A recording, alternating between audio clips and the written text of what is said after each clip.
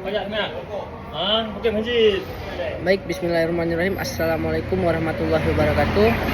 Perkenalkan, nama saya Faisal Abdillah, NIM 220105021. Di sini saya akan menjawab ujian dari mata kuliah Logika Penalaran Hukum. Soal yang pertama adalah inferensi adalah penyimpulan sesuatu yang tidak ada nas, ijma, dan kias. Berikan contoh hukum terhadap penalaran yang menggunakan inferensi tidak langsung dalam hukum positif yang ada di Indonesia. Nah, baik. Inferensi tidak langsung adalah penyimpulan hukum dari hal-hal yang tidak disebutkan secara eksplisit dalam nas, ijma, atau kias. Dalam hukum positif Indonesia, hal ini bisa terlihat dalam asas hukum yang tidak tertulis namun diakui praktiknya. Contohnya dalam hukum acara pidana, terdapat asas non self incrimination atau hak untuk tidak dipaksa mengaku bersalah. Meskipun tidak dinyatakan eksplisit di dalam KUHP, namun Mahkamah Konstitusi dan praktik peradilan mengakui asas tersebut sebagai bagian dari hak asasi dan hak keadilan.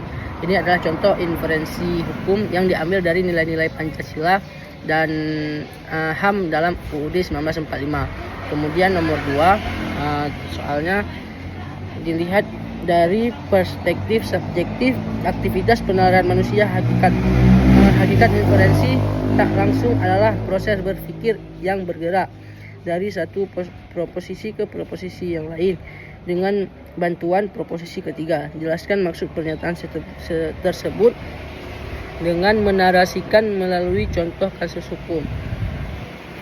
Baik, yang kedua, penjelasan inferensi tak langsung dengan contoh kasus. Pernyataan tersebut menjelaskan bahwa inferensi tak langsung membutuhkan 3 proposisi. Yang pertama, premis mayor umum, kemudian premis minor kasus khusus, kemudian konklusi hasil penyimpulan. Contoh kasusnya, premis mayor, setiap perbuatan melanggar hukum dapat dikenakan sanksi pidana. Kemudian premis minor, menyebarkan berita bohong yang meresahkan masyarakat adalah perbuatan melanggar hukum. Bohong yang kalau yang kesimpulan, maka menyebarkan berita bohong dapat dikenai sanksi pidana. Kasus ini sering muncul dalam penerapan UU ITE terkait hoax, di mana aparat menafsirkan unsur hukum dari perbuatan yang belum secara eksplisit diatur dalam undang-undang. Kemudian yang ketiga, soalnya jelaskan dan serta berikan contoh penalaran hukum dengan relevansi inferensi induktif. Baik. Yang ketiga, inferensi induktif dalam penalaran hukum dan menyimpulkan hal umum dari beberapa kasus. Contohnya, dari beberapa kasus perceraian karena kekerasan dalam rumah tangga, pengadilan agama menemukan bahwa sebagian besar korban tidak memiliki perlindungan hukum yang memadai. Kesimpulan induktif, diperlukan aturan hukum yang lebih kuat mengenai perlindungan istri dalam rumah tangga, mendorong lahirnya UU PKDRT nomor 23 tahun 2004. Kemudian nomor 4, soalnya ialah al-istiqra al-maknawi adalah metode yang tidak berpegang pada satu dalil saja, tapi menyatukan semua dalil, baik yang umum, terbatas maupun partikular, kasuistik.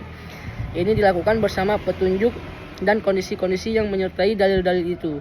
Sebutkan contoh hukum yang dihasilkan dari metode al-istiqra al-maknawi serta jelaskan. Oke, baik. Yang keempat, contoh hukum dari al-istiqra al-maknawi ialah menggabungkan dalil-dalil umum, khusus, dan partikular untuk menyimpulkan hukum. Contohnya ialah kewajiban sholat 5 waktu tidak hanya disebutkan dalam satu dalil, tetapi dari berbagai ayat dan hadis. Contohnya dalam surah Al-Baqarah ayat 3, hadis tentang Isra Mi'raj, kemudian praktik dari Nabi Muhammad SAW. Kesimpulan hukumnya, sholat 5 waktu adalah fardhu ain. Penyimpulan ini berasal dari penggabungan berbagai dalil, bukan dari satu ayat tertentu saja.